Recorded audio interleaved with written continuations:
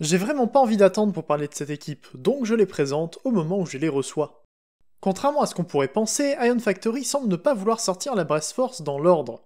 J'en parle dans l'ordre de sortie, donc pour ne pas perdre le fil et comprendre ce que je vais évoquer ici, je vous conseille de regarder ma review sur Drillhorn et Kill Bison, puis celle sur Jalguar.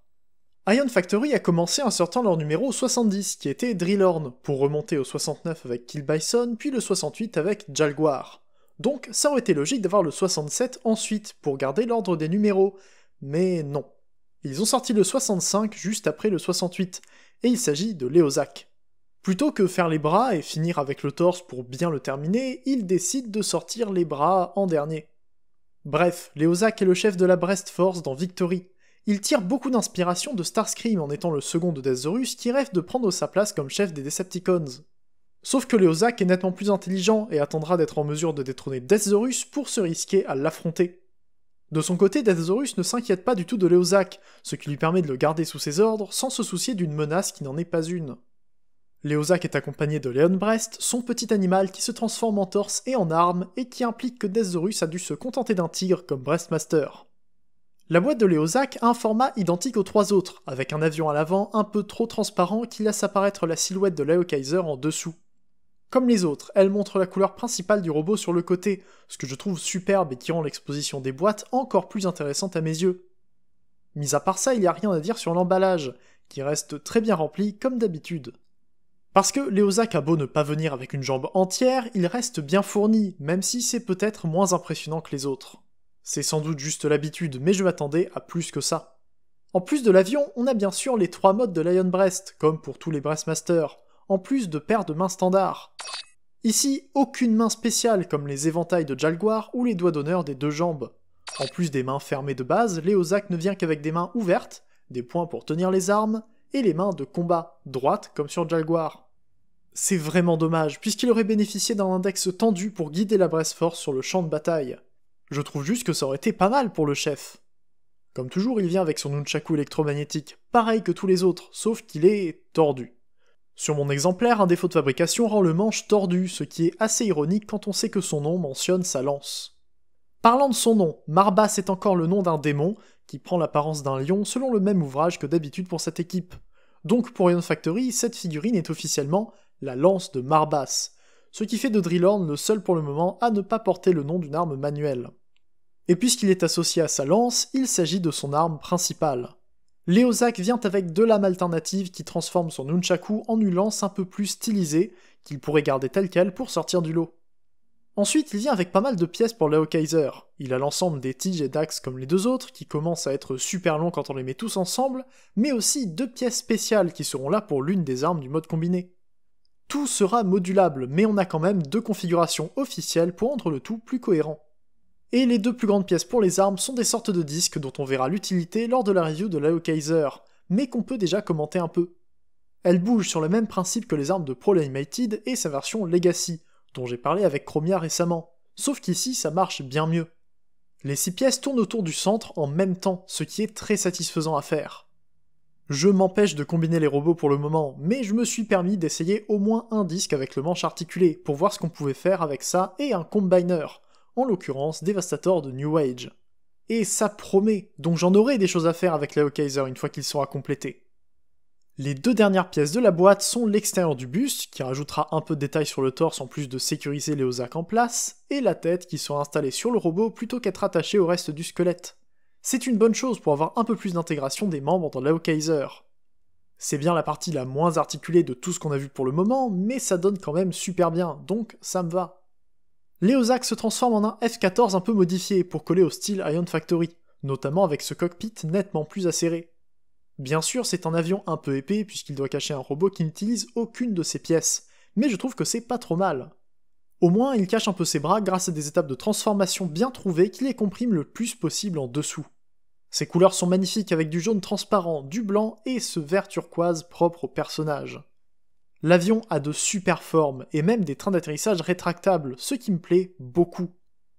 Par contre, pas d'emplacement pour un port de stand, à part le port du Brestmaster qui est un peu lâche parfois. Donc c'est pas le plus pratique pour mettre dans une pose de vol dynamique, surtout avec ce stand New Age qui est pas le plus articulé. Sinon, c'est un très bel avion, avec des ailes qui peuvent s'ouvrir comme en mode de vol lent, ou se replier pour les vols d'interception. Mais on s'avouera qu'à part les fans d'aviation, je doute que beaucoup de monde laisse ses ailes de leur F-14 déployées. En tout cas, ça donne déjà super bien avec les 3 premiers membres de l'équipe. Ils ont enfin un support aérien qui n'arrêtera pas de s'améliorer dans les mois qui arrivent, ce qui va donner super bien. Le style est parfait sur tous les membres, ils sont super cohérents et les couleurs sont très bien choisies. Plus qu'à attendre les autres pour avoir une vraie petite armée. J'avais peur que sa transformation soit aussi simple que celle de Starscream de la même compagnie, qui est très loin de m'avoir plu. Mais non, il reste simple et accessible, mais bien pensé et bien fini.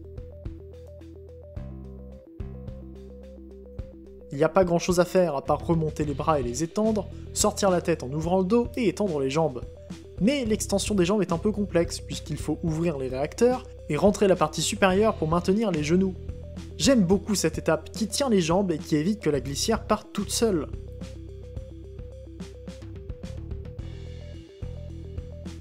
Comme d'habitude, j'en profite pour glisser ici que j'ai acheté les Ozak sur Shozi Store, et qu'en utilisant le code LDR Optimus en passant commande, vous pourrez me soutenir pour que je propose plus de reviews de third party. Merci d'ailleurs à ceux qui ont déjà utilisé le code, ça m'a beaucoup aidé. L'Eozak est tout aussi réussi en mode robot qu'en mode avion, et continue sur la lignée du reste de son équipe en étant bien fait et très bien articulé. Tout est à la bonne place et correctement proportionné, et il donne bien dans toutes les poses, dynamiques ou non. J'adore sa tête avec son casque de lion et son sourire en coin, qui rappelle sa personnalité. C'est pas l'expression la plus facile à voir sur un visage de cette taille, mais quand on le remarque, ça donne super bien. Pour le torse, c'est assez simple, mais j'aime bien les aérations sur les côtés. Par contre, je vais prendre un peu plus de temps pour parler de l'Ion Breast.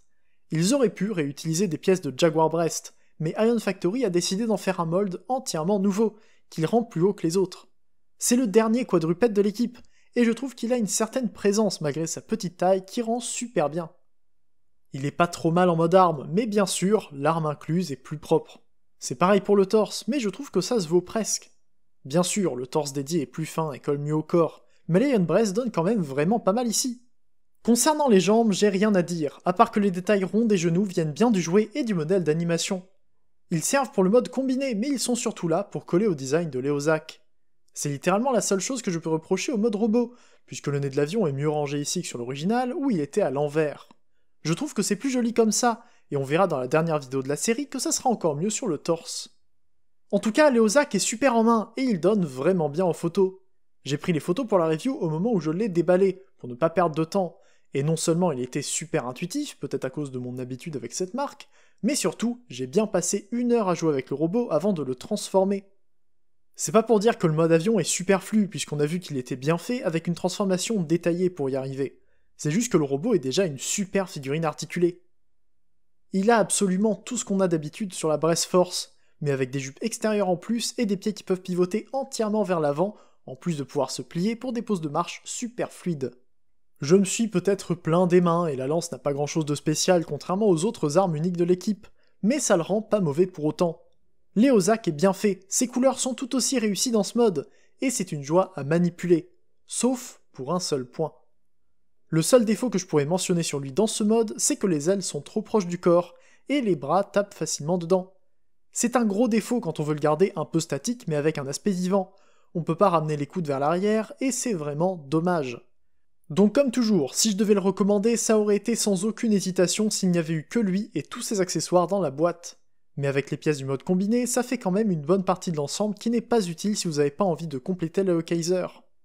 Par contre, pour ceux qui cherchent à avoir le combiner au complet, c'est clair que l'Eozak ne déçoit pas du tout, en fournissant plutôt l'un des robots les plus agréables en main de cette collection. Maintenant que c'est dit, c'est tout pour moi pour cette review de l'Eozak Ion Factory.